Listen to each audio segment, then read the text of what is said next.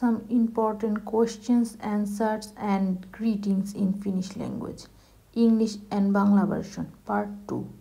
Milloin sinä tulet Suomeen? Minä tulen Suomeen 1 vuotta sitten. Millainen perhe sinulla on? Minulla on iso, pieni perhe. Mikä sinun kotiosoite on? Minun kotiosoite on. Mikä sinun puhelinnumero on? Minun puhelinnumero on.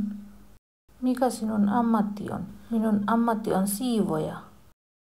Mikä sinun sähköpostiosoite on? Minun sähköpostiosoite on ..miukumauku@gmail.com. Hauska tutustua. Hauska tavata. Nähdään. Nähdään pian. Hauska päivän jatkua. Hyvää päivän jatkua. Hyvää viikonloppua. Pidä hauskaa. Turvallista matkaa.